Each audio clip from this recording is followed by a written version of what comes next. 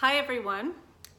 It is amazing how when you start to go for a big goal or a big dream, when you start to try to take a big leap, it is amazing how shit just comes up.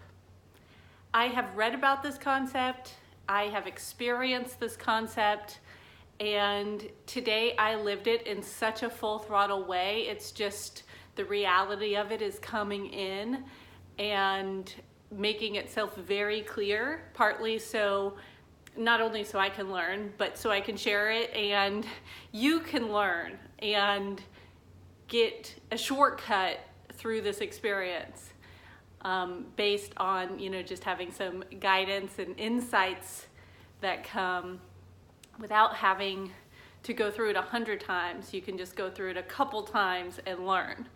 So if there's something that you're going through something that you want to achieve, something that you're going for, if you have a goal or a period in your life where you're taking a challenge straight on, you might call that going to the next level.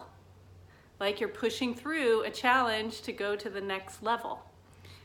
And if you do that, be aware of this concept called upper limit problem, having an upper limit problem.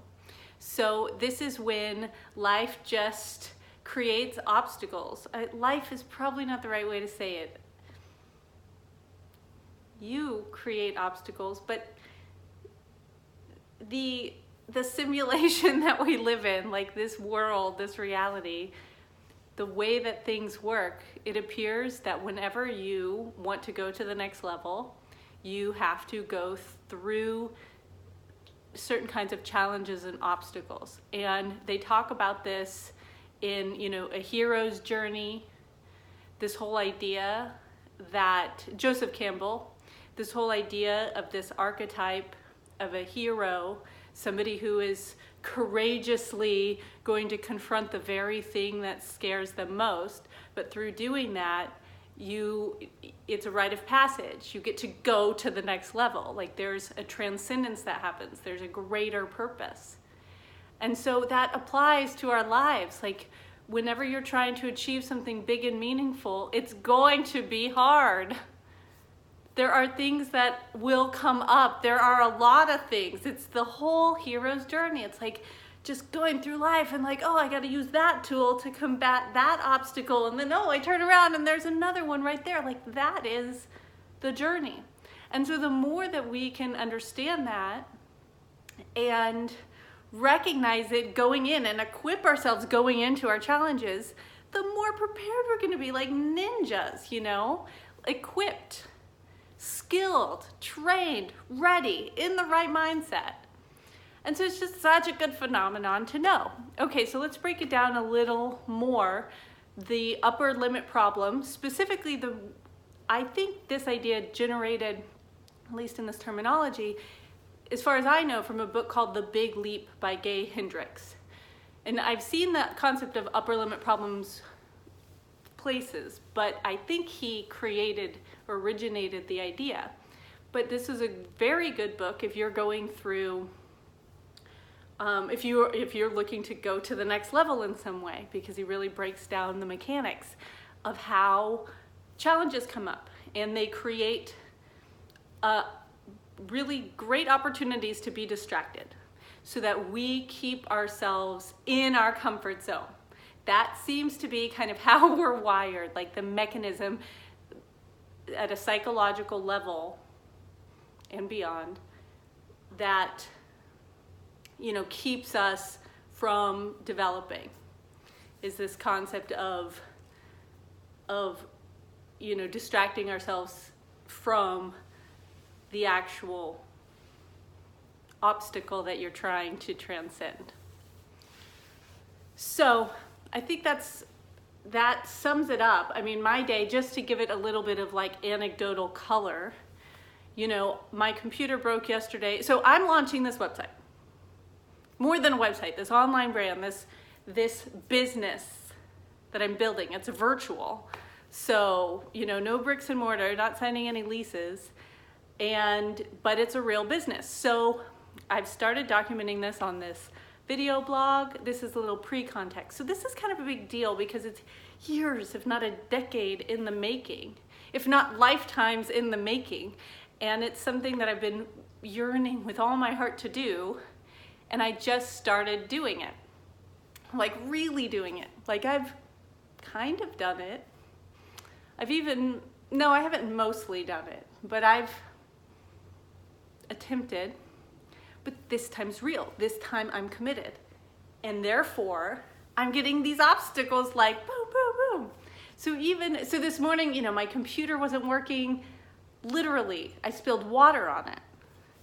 And so then I was on the phone with support for an hour. I had this backup old computer and I'm like navigating it. And now I'm functioning in Google Docs, but I don't have access to a lot of programs, etc. So it was just like that kind of challenge. There were several today. Even right before I pressed record, my boyfriend wrote me saying, "Can you come get me from work?" And I'm like, I was just about to start my video. Like old Kate, the Kate that wasn't totally committed, would have been like, oh, he needs to be picked up soon. I mean, the traffic's gonna start getting really backed up and I need to, you know, like this will put me back and am I really gonna make him wait? And I would have put myself on hold and my goals and I would have left to go get him and I would have justified it happily because it meant that I didn't have to stretch myself and do something challenging.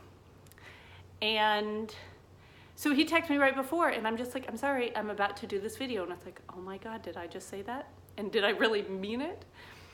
And so luckily they've been relatively benign today, but I've had my fair share of much bigger upper limit problems, ways that I have limited myself tremendously because I was ultimately afraid to move forward. So it is a good mechanism to be aware of. That's really the whole point of this. I think that's all we need to talk about.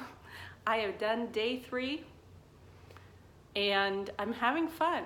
It gets a little scary, a little overwhelming, like, oh my God, am I really gonna go record this video? Absolutely, regardless of who watches and when and why and what they think and how I feel about it, like regardless, like, am I gonna go do this thing that I committed? And oh my God, commitment feels absolutely entirely different than almost commitment. There is an enormous difference. Here's a good litmus test. I'm adapting this from an Eckhart Tolle kind of tool that he uses. But how do you know if you fully committed? When you don't have to ask the question. That is definitely a feeling that you have to know on a deeper level and take self-inquiry, right, ordinarily. But I feel different now. I feel committed. It feels very different. So you can keep using that as a litmus test. Am I committed? And that will be the process to instigate self-inquiry, and then that will take you on a journey. That's really what it is. It's an inner journey. So I also today wrote my module 2 of my first online course. And so I did that today. And my trick was I just concentrated for like 75 minutes, like full on deep concentration. So I'm working my way up, but I want to keep building the amount of time I can do that.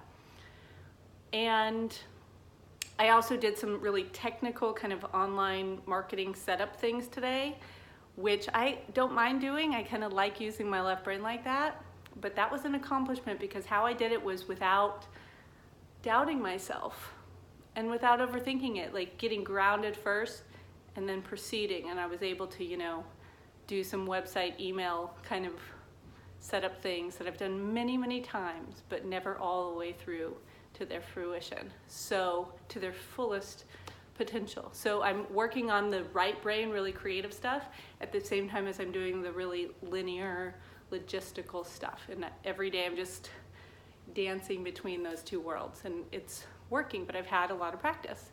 And you know what? Every single moment of every single day is practice. You don't have to be doing an online business to be practicing integrating energies, you know. So every day is how you prepare.